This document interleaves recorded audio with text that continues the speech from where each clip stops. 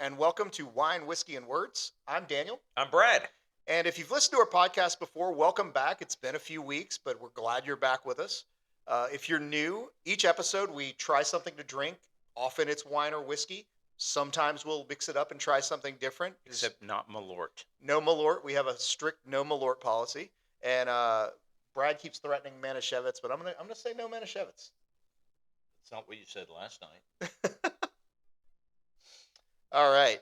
Well, we do our best to prep and research whatever topic we're going to talk about, which is what we do after we try our drink and talk about something interesting. Uh, we do our best to prep and research. Sometimes we do better than others. Sometimes we just kind of wing it, and that's okay too. We're just really here to have a fun, interesting time, and we hope you enjoy the journey with us. With that said, let's begin. Brad, you've clearly brought some things to drink. You Yes, told I me to did. get 3 glasses for each of us. So Happy anniversary! yay! Yes, it was my anniversary the other day. I'm Oh, glad Brad remembers. Yes, that's the anniversary I was talking about. And in fact, I actually remembered that for our wedding, we got quite a bit of glassware. So you'll see we've got the Oh. fancy glassware out if you're watching us on video. Well, the actual anniversary I'm referring to is Cooper's Hawk. Oh, all And right. so, in honor of Cooper's Hawk's Winery and Restaurant's 19th anniversary, I've brought with me the last 3 anniversary bottles. Okay. So This should be fun. I've got over here was the anniversary bottle for the 18th anniversary. Okay. We've got Global Cuvée here, which was for the 17th anniversary. And then this year in the fancy bag, we've got Arius, which is Latin for bronze, which signifies the 19th anniversary. I am So- really excited about this one. I So gotta say. it is fantastic. So let me go ahead, pop these suckers open. Yeah. Actually, while you open that, I'm going to tell you a little bit about them. Yeah, please do. I will open. Whoop. Oh, So, yeah, just go ahead and open all 3. So, I will tell you, I know Global Cuvée is from the 17th anniversary. So, that one is a blend of Cabernet from 17 different vineyards from 7 different countries. As far as the tasting notes are on that one, you get a bit of the blackberry, cassis, black plum, coffee, and spices. Now, with the 18th anniversary, the Magnum, so the blend on that one is 57% Cabernet Sauvignon, 13% Tannat, 13% a GSM Blend, 9% Petite Sirah, 4% Merlot, 2% Zinfandel, and 2% Malbec. The tasting notes on that one, you get a bit of the dark black fruit flavors, black plum, blackberry, blueberry. You get a little bit of star anise, which, if you're not familiar with star anise, black licorice, which I happen to love. Now, Arius, this year's anniversary, this one is 81% blend of Cabernet Sauvignon from Columbia Valley in Washington and Petite Sirah from Lodi in California. Then you've got a little bit of Malbec, Merlot, and Zin. This one is very heavy on the black cherry, the blueberry, and for me personally, I get a bit of that spice, the coffee chocolate on the back end. And as I'm opening these, I just want to point out something kind of nice. It's not uncommon, but each of the corks has its own little character. For instance, the Arius, the 19, has a lovely little 19 on the top when you open it, and it says Arius on the side.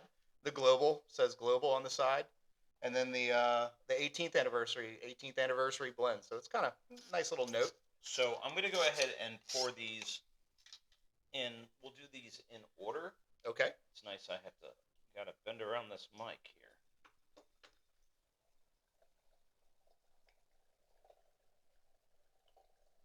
And I'm using the aerator because, I mean, it really kind of needs it. When you age a wine in a Magnum, it has, here, I'll give that to you. Okay. It has less contact with air, so it's going to age. It's going to take a little bit longer for it to age than the Global Cuvée. From personal experience, that one really needs the aerator. And this one, I really don't think it needs it, but we're going to do it anyway. And I will say, I'll let you know. I was on a recent trip and was drinking wine at a wine bar and ordered a glass of wine. They poured it. They had just opened the bottle, and I knew it wasn't going to be perfect. Um, so I let it sit. I had water. I sat and talked, and about 30 minutes, 45 minutes later, I had it, and the that second sip after it sat out and aerated, and I swirled the glass a few times was just magical. It was so amazing the chemical reaction that changes the wine. So if you ever open a bottle of wine and you have that first sip and you go, "Oh God, this is terrible," especially if it's a red, or I guess if it's a red, let it sit, let it breathe, because you might find that it just needs some time, right? Exactly. That's what he said. Yeah, Brad clearly wasn't listening. No, I heard you. So fun little fact. So a buddy of mine, Alex from Jacksonville. So we did a wine tasting over at his place a year and a half ago, and I had brought a bottle, and we popped it open. We were both excited to try it, and this was before everyone else came by. And so what happened is we both tried it. We were both kind of like, eh. And I dumped mine out. Wasn't a huge pour, but I dumped mine out. And he said, wait. Because in about 15 minutes, it really opened up, and it really was much better. I have been told by at least one bartender that I should really research the chemical reaction that does that aeration, that magic. And maybe in a future episode we can look at that and talk about it. I think that'd be a cool option. So All which right, one are we starting first, we're going to start with the Magnum. Okay. Right? No, wait. Oh my God. I think we did global. We did global first. Yes. Yeah. So right now, this one has almost like a, I don't know, very, very tannic smell to it. Like I can smell when I'm breathing it in. It's very closed off still. Yeah, and this goes back to what that need to breathe is for me. It's like this one I feel like is going to have to sit. So we may have to do a mid podcast check in. Well, there you go. Wine. Yeah, because this one is I'm not getting as much of the flavors. I get a little bit of like a cherry. Yeah. But I think it's because it just needs time. My whole tongue is like it was just scraped with sandpaper. Yeah, it's like I said, some wines if you open them up and taste them immediately, they're just not going to be good. Fine. So I'm going to set that one to the side. I'm going to sip some water.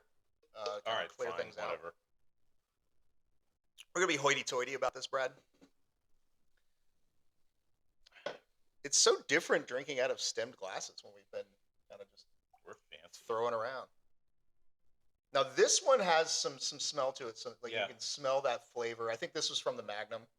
This is, and I get right away a little bit of that chocolate. Mm-hmm. Black cherry. So right out of the gates, you get that cherryness to it. But again, I still think it's not ready. I think we're gonna have to let them wait.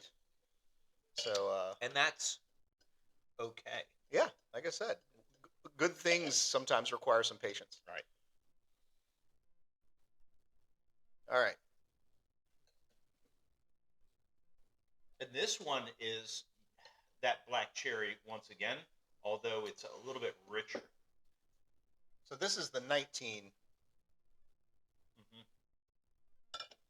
And this one, I've been saying this. This is my favorite. Yeah, I will say of all the wines that I've had at Cooper's Hawk since becoming a member, and about this time in 2022, this is at least top 3, possibly number 2.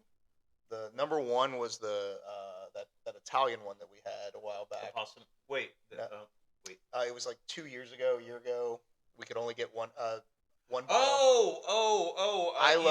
Isola del Mare. Yeah, you could only get one bottle of the red, and it was incredible. It was really good. So you were able to get however many bottles you had on your That's right. And then you gave one to me and one to Jason, and then you I'm a very Then you, nice guy, and sometimes I don't think through but then you texted me the next day and said, "How can I get more?" I'm like, "I told you you couldn't." it. Well, you know what? I'm glad everybody got to enjoy a little. So I think next thing, why don't we wait on these? Let Okay, these breathe a little, and breathe, my friends. let's work our way into something interesting. Brad, what has happened since our last episode that you think was interesting? Oh my God, I, I live such a low key life. Um, interesting. Well, I did hear back from the FBI today, so I will be going So to. you're not going to prison? No, I'm not going to prison. No, they. It's still on track for me to fly out to Chicago at the end of the month, so I can. So Brad is not on trial. Just I'm for not on our trial. listeners who No, are not aware, he is not on trial no. There's himself. just a shyster of a CEO that caused a lot of us to lose money, like 10 years back, and he's finally going to trial, and Yes. hopefully. Yeah. In case you were worried, it won't just be me. I'm not that interesting. So No. so I've actually had a lot interesting go on. My air conditioner died. Um, Went on a cruise. I've had more life than I really wanted happen in the last couple of weeks, but some of it good, some of it bad. But I want to say the most interesting thing that I think is going to be fun for everyone to know about is I started watching a show. I believe it's on Hulu. I may be wrong about that. It's called The Old Man. And if you're into kind of the spy thriller, sort of Tom Clancy-ish type stories, I highly recommend it. It's got Jeff Bridges and John Lithgow. Also got the girl who played the cousin in Arrested Development in a very different role, obviously. But it's just a wonderful series of intrigue and espionage, and just it's a really exciting show. So I can't recommend it enough. The Old Man, check it out. Okay, well, that means I've got to get Hulu now. You may, you may. All So right, whatever. So last time we met, I chose the topic for this week, and the topic was dealing with difficult people at work. I began with dealing with difficult people, and Brad said I needed to narrow it down, which I did. But I actually found that while a lot of the information on how to deal with difficult people is geared towards the work setting, the principles that I was able to find were kind of universal. Brad, did you do any research on this? Just dealing with difficult people at work. Okay, you've just been practicing? Right, exactly. I've Okay. been the difficult person. So I actually found a number of professional organizations and even a psychiatrist, or no, I'm sorry. She's a sociologist, but she kind of works in coaching in that world, um, that had commentary on how to deal with difficult people. And some of their principles were an overlap. One of the most interesting sources I found was from the National Society of Leadership and Success, and they actually not only gave you strategies for dealing with these people, but actually mentioned some things like traits or characteristics that that these difficult people tend to have, so that it's very easy to go, yes. Now, as I'm very self-critical, so as I'm reading these, I'm going, some people could say these things about me. The traits they gave were poor job performance, which is not about me, I think. That's not me either. Doesn't work well with others, which is absolutely a difficult person. I'm a fucking gem of a person. You are just a delight. I am. Doesn't respond to coaching, which I think is a really big one and an important one that we can discuss as we go through our strategies. I don't really need coaching. Yeah, you're just pretty perfect. much perfect. Practically Yeah. perfect in Yeah, every way. yeah. Okay, Not Mary needed Poppins. At all. All right. Resistant to change. People who people who resist change can definitely be a real pain to work with.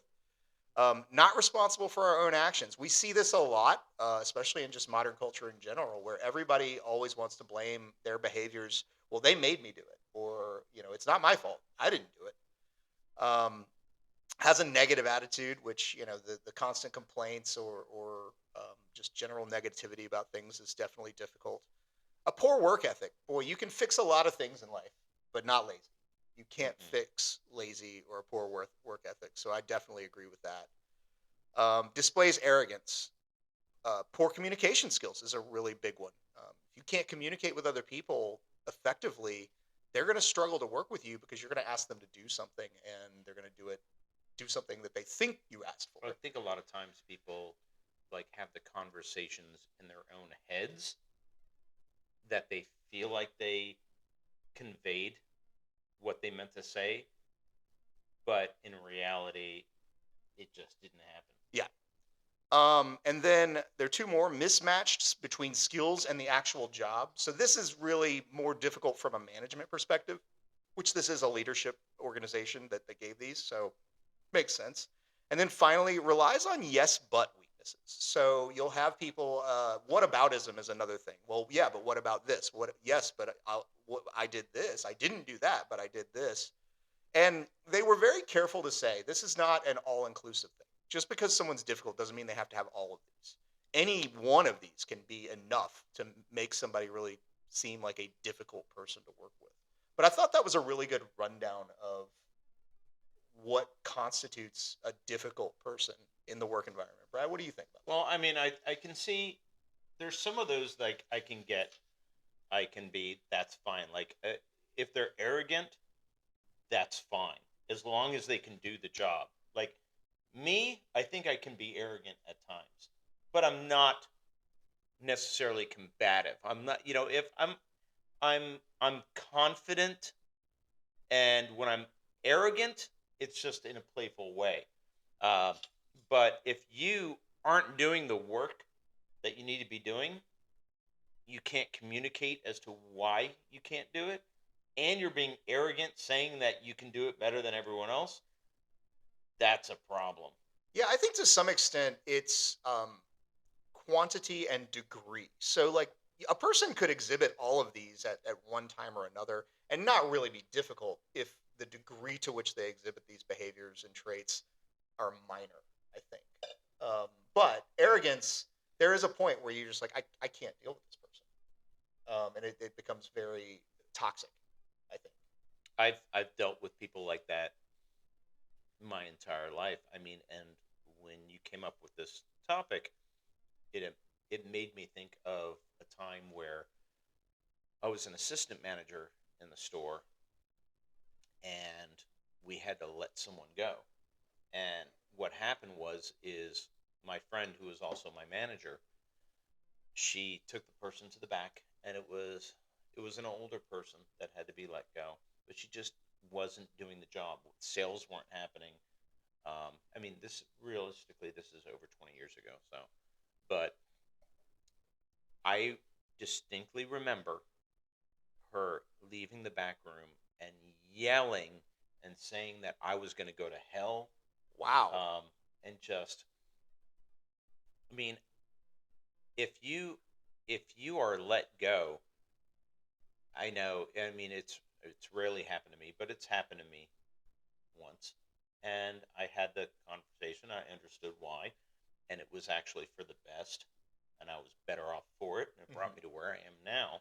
Um, but if you're being combative, that's not going to help anyone. Yeah, once that trigger's been pulled, it's not going to be unpulled. And blowing up, honestly, I would argue that blowing up emotionally and in a loud way is never going to help any situation. And in fact, in every single source of information I found on dealing with these difficult people, one of the common threads was stay calm. And I had a really good mentor growing up in my early days of working that really stressed to me, both in my personal and professional life, the importance of staying calm.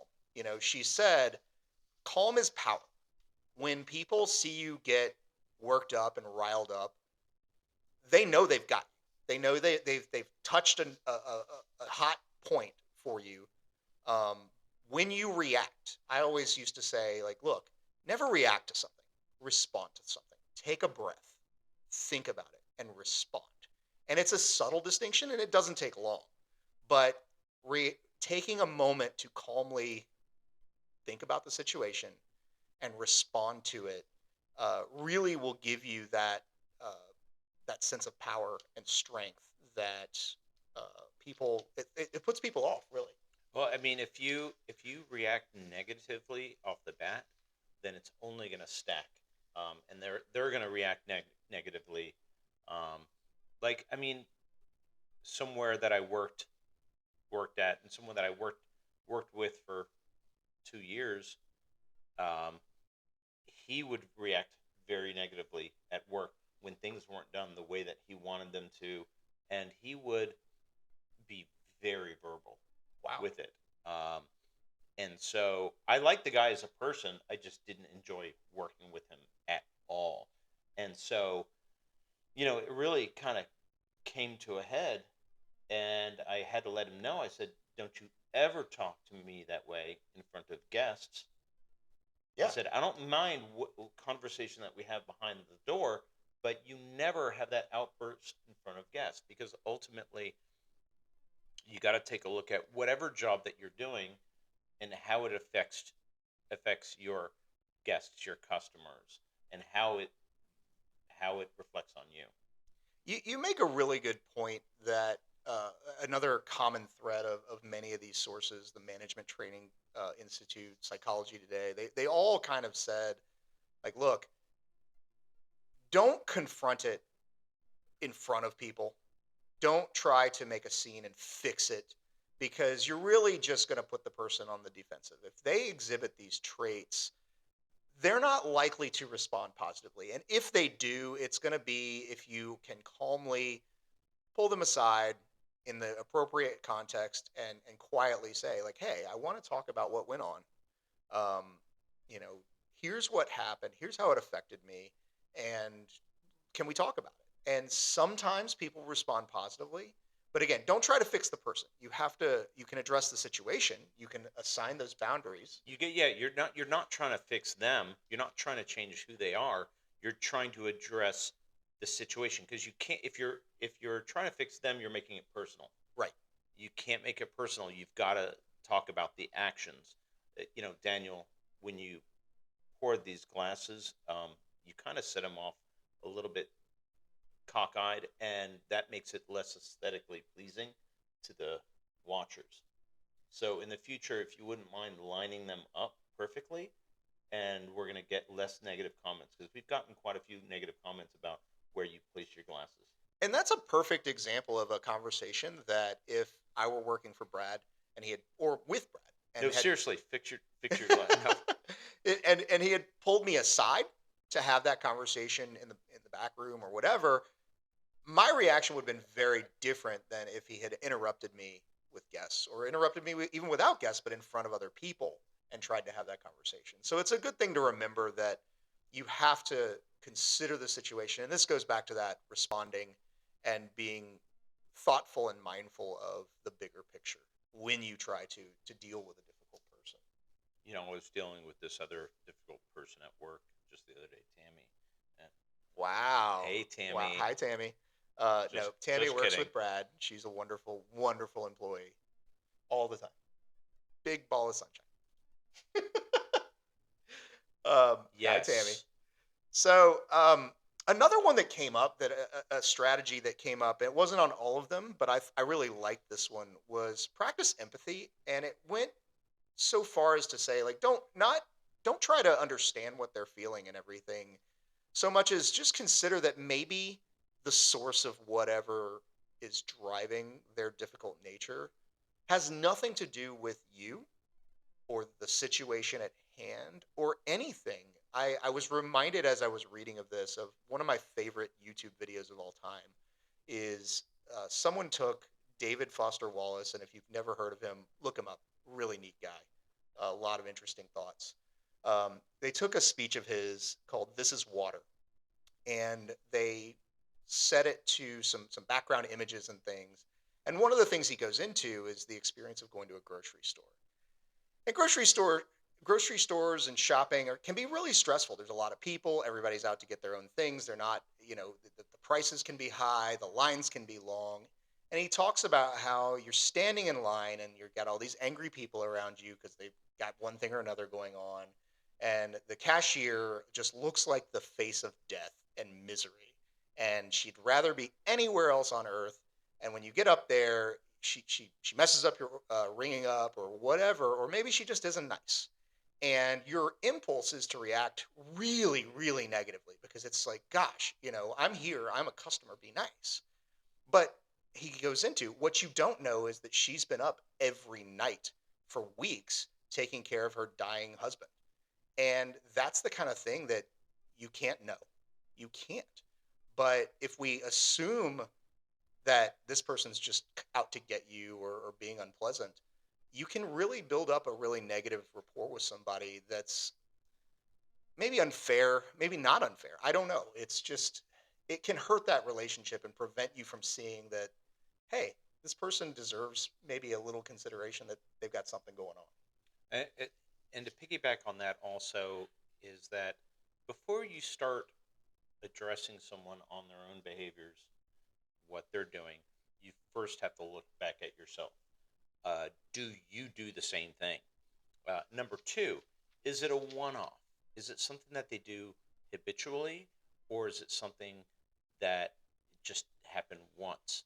So you have to look at the bigger picture and say, is it worth it? Is it worth addressing? Yeah, I really like that. And that leads me into another thought of mine. And this is something I teach my daughter in dealing with things in her life all the time is you can not be at fault, but be a participant in the fault. So I always tell her, look, when you encounter a situation where things have gone awry, or even not, when you're just doing that self assessment after the fact of like, how did I handle this today? It's important to think about, hey, what role did I play in this outcome? And if you find that you did something that maybe didn't produce the best outcome, it never hurts you to apologize for your role. So if you get in a fight with a coworker, you know, it's okay to say, "Hey, I understand that we had a conflict today, and I want to say like I I shouldn't have done X, and I understand that that contributed to the outcome." Now, don't expect them to reciprocate because not all people are wired that way, not all people think that way. But it's okay to examine and acknowledge that you played a role, however small it may be, and apologize for that. It doesn't cost you anything, it doesn't hurt you to say, hey, I'm sorry for my part in this. And sometimes it can soften a person's negative reaction to the situation to the point where they might even say, hey, you know what? I, I appreciate you saying that, and I'm just having a bad day. Here's what's happened, and like I'll try to be better as well. Sometimes they won't. Sometimes they'll say, oh well, yeah, you were at fault, and you know what? You just have to take that and roll with it. Roll with it, baby. Did that open up at all? Still like the 19. Yeah. So I'm gonna try the global cuvee again. Yeah. See how it's going. The nose just is off on this. Yeah. It almost smells dusty, Yeah, agree completely. and that happens sometimes. I It's feel kind of like like a concrete.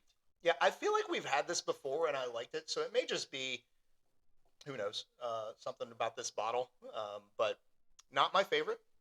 I'm gonna go to the 18 and see how she's doing. So yeah, sorry for this interjection. We had to go back to the wine, but like I said, it pays to try it after 15 minutes, I after 20. I make no apologies. Now this one is opening up. The 18 is definitely opening up a little bit.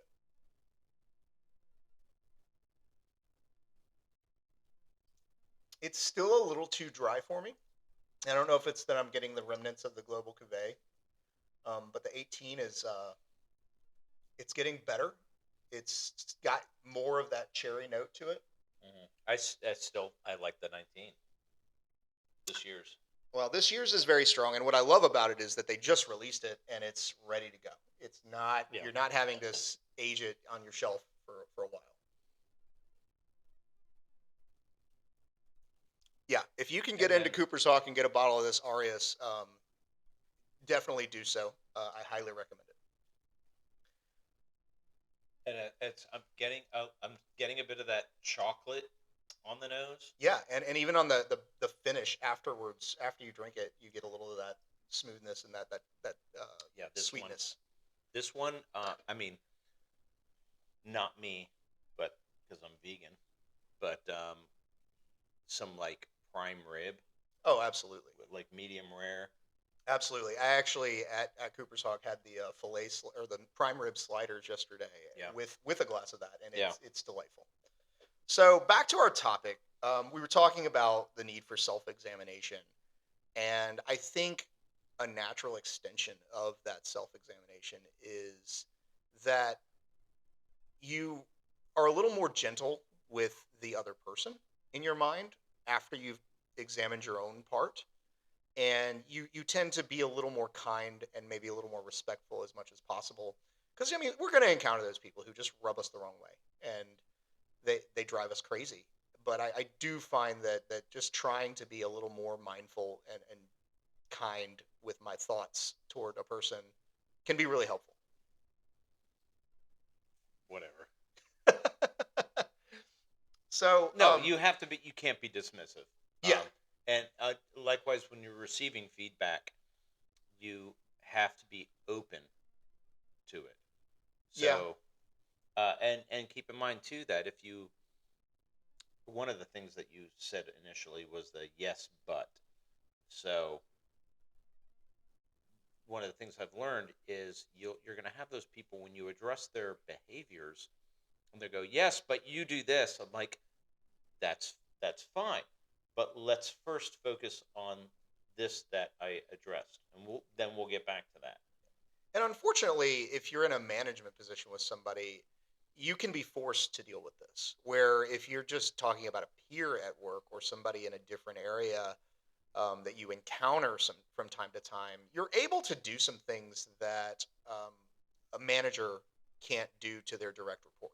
So if I have a person who reports to me and they're not performing well and not communicating well, I have to deal with it. I can't just pass it off. Now I might be able to reach out to other more senior managers or more experienced managers and even HR and ask for guidance, but I'm stuck. But one of the nice things about those more peer-based relationships is often it's easier to establish really good boundaries. And sometimes a boundary is simply just saying, "Hey, like you mentioned, Brad, you can't speak to me this way. I am not okay with you speaking to me this way. I understand that we have a problem, and I understand that you're trying to address it, but we need to talk about how we're addressing it because this doesn't work." And setting those boundaries can really help. Exactly. Brad, you're right. You love hearing that. So another thing that I really like, and it goes back to several of the things we've touched on: boundary setting, not trying to fix a person, is focusing on what you can control. And this came from the Management Training Institute.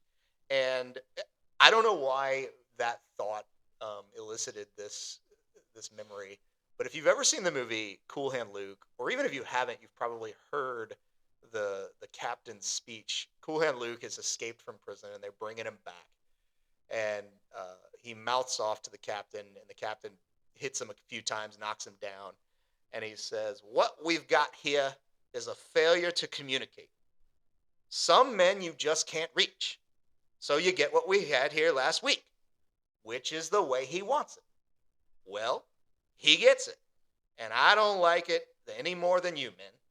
And that's really a really good thing to keep in mind, that sometimes you just can't do anything.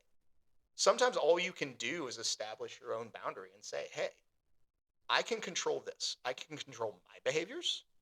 I can control the way I have to interact with this person. So when I'm on a call and he tries to push my buttons or she tries to push my buttons, I don't have to respond. I can simply answer a question directly and move on, or say, I'll get back to you on that, and send an email later." You can control those things. And the idea, people love to say, well, he made me or she made me do X, Y, and Z. That's a bullshit excuse. No one can make you do anything. It can feel like they made you. It can feel like you were forced to react, but you're not forced to do anything. And that's something good to keep in mind, I think. I just thought of the thing that happened during the last What week. happened, Brad? So it happened a few weeks ago, and that I mentioned that my aunt had passed away. Yes. And it was the eldest on my mother's side of the family. So during a sad time, reconnected with my cousin, who was the first son of the youngest of the family, my uncle, who's only 6 years older than I am. But the he went to live with his mother and kind of, you know, didn't have as much communication. And I did, communicated on Instagram every once in a while for a while, but I hadn't heard from him in several years. Found out that he's getting married. He had gone to the funeral and since invited me to the wedding. So I'll be going to a wedding at the end of December. So that'll be nice. So That's now awesome. that's the good thing from the last week. Okay. So That's a good not, highlight. Oh, Oh. did I tell you before about what happened the day of the funeral? No, you did not. Okay, so the day of the funeral, we go there. The weather isn't the best, but we get back to the house, and it's storming. All of a sudden, out of nowhere, it's storming, and I'm sitting at the dining room table in my seat that I grew up sitting. That was my spot, and it's lightning outside, and all of a sudden, I mean, it's like lightning hit, and you heard a split second later, you heard the thunder. Probably you felt it too. It hit you in your well, soul. the light blew out, Okay. and then I said something to my mother's boyfriend Cliff, and he flew into the switch, whipped it off, then back on, and went back on. Weird. That was weird, and it was like basically saying that my aunt was trying to communicate that she's here. Hey. So I mean, it was weird. I mean, I've never been that close to lightning before because it must have hit right in the immediate area, if not the house. So while I don't consider myself overly religious, I think one of the reasons you and I get along is like we're willing to accept that maybe we don't know everything that's going on, and Yeah. like acknowledge that maybe there is something of the supernatural in our lives, and I think that adds something to my life. I understand that not everybody feels that way, and that's fine. But I think that's one of the reasons you and I get along is because we appreciate those. Could be coincidence, could be Right. something more. It could be. I mean, it's like I don't profess to know, everything about what's going on in the universe because, I'm not all up in the universe. Who knows? You know. So the way my brain works, I'm kind of all over the place today. And if you want to talk more about this topic, send us an email. We'll be and me happy to both. engage. But there's a poem called Desiderata that begins, "You are a child of the universe." And it goes into just how to deal with the universe, being a child of the universe, and acknowledging that you can't control everything, and avoiding vexatious people. And it's a really good poem. I don't remember the author's name, but look up Desiderata, Desiderata. Highly recommend it. Great poem, worth reading, and it's very inspiring. The poem reads, Please do. Go placidly amid the noise and the haste, and remember what peace there may be in silence. As far as possible, without surrender, be on good terms with all persons. Speak your truth quietly and clearly, and listen to others, even to the dull and the ignorant. They too have their story. Avoid loud and aggressive persons. They are vexatious to the spirit. If you compare yourself with others, you may become vain and bitter, for always there will be greater and lesser persons than yourself. Enjoy your achievements as well as your plans. Keep interested in your own career, however humble. It is a real possession in the changing fortunes of time. Exercise caution in your business affairs, for the world is full of trickery. But let this not blind you to what virtue there is. Many persons strive for high ideals, and everywhere life is full of heroism. Be yourself, especially do not feign affection. Neither be cynical about love, for in the face of all aridity and disenchantment, it is as perennial as the grass. Take kindly to the counsel of the years, gracefully surrendering the things of youth. Nurture strength of spirit to shield you in sudden misfortune, but do not distress yourself with dark imaginings. Many fears are born of fatigue and loneliness. Beyond a wholesome discipline, be gentle with yourself. You are a child of the universe. No less than the trees and the stars, you have a right to be here. And whether or not it is clear to you, no doubt the universe is unfolding as it should. Therefore, be at peace with God, whatever you conceive him to be. And whatever your labors and aspirations, in the noisy confusions of life, keep peace in your soul. With all its sham, drudgery, and broken dreams, it is still a beautiful world. Be cheerful, strive to be happy. And that was written in 1927. Who was the author on that, Brad? Max Ehrmann. Yes. Like I said, So, it's one that sticks in my mind all the time, and pieces of it jump to me. And honestly, if you listen to the lessons there, many of those will help you deal with difficult people. it's saying just do your best. Don't stress about the things that you can't control, and just be good to others. Yeah. And And appreciate for those who have come before you. yeah, and to me, it comes down to many of those lines come down to, like, take a moment to reflect, take a moment to value what you've been given, what you've had, what you don't have, and as it said, accept that the universe is unfolding as it should, even if you don't understand it. So I really like that. Exactamundo. Well, Brad, is there anything else you want to talk about on this topic? I think I've covered kind of all the big points of dealing with difficult people at work. I think we've done pretty well. Do we All want to right. do another round of tastes, or are we just in good enjoying? I think we're good. My I think my favorite is that 19. Yeah, it's Uh, called Aureus, but the bottle actually just says 19 in Roman yeah. numerals on it. I don't. It probably says Aureus somewhere. Yeah. Um, Arius is Latin for bronze. I did not know that. So, and bronze is the symbol for the 19th anniversary. Well, there you go. I did not know that. All right. Well, Brad, it's time for you to reveal next episode's topic. Well, so the next topic we're going to deal with, and this is uh, courtesy of conversation with my brother. We're going to talk about TV shows that kind of jump the shark.